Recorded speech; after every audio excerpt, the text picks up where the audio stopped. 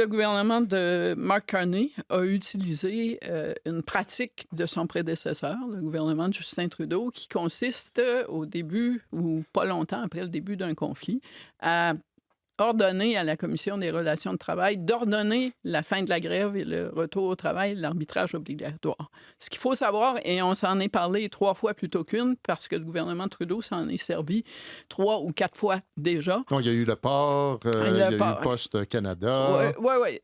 Depuis 1 an et demi, à chaque fois qu'il y a un conflit, comme une horloge, on arrive à l'heure où on émet ça. Oui, là, on a été assez rapide sur la gâchette, par exemple. Dans ce cas-ci, soyons sérieux, après 8 à 12 heures de grève et de façon assez nonchalante. C'est comme si on poussait sur le bouton qui est à notre disposition, puis voilà, on fait disparaître la grève. Sauf que c'est pas si simple que ça. Depuis le début, les syndicats et plusieurs experts en relations de travail disent que cet article n'a jamais été inscrit dans le code pour être utilisé de cette façon-là. C'est une façon abusive et détournée de contourner un droit constitutionnel qui est le droit de grève. Et en effet, quel est le sens de votre droit de grève si l'employeur sait qu'au moment où la grève va commencer, dans le cas d'Air Canada, c'est particulièrement frappant, le gouvernement du Canada va dire nous, on met fin à ça. Donc, et on force l'arbitrage, mais notre invité de tout à l'heure, Marc Ranger, ancien directeur québécois du syndicat canadien de la fonction publique, nous disait qu'un arbitrage, ça peut prendre 1 an avant que ça commence. Donc, cette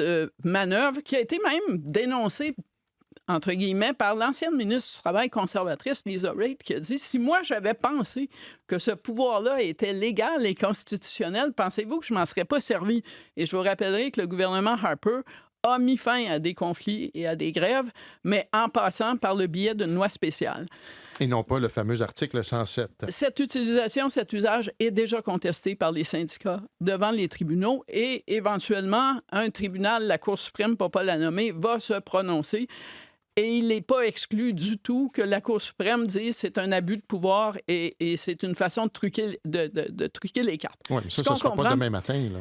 Et ce qu'on comprend, c'est que le gouvernement Carney s'est dit, nous, que ce soit constitutionnel ou pas, à la fin, on a encore 1 ou 2 ou 3 petites passes comme ça qu'on va pouvoir faire avant que ça se rende au bout du processus juridique.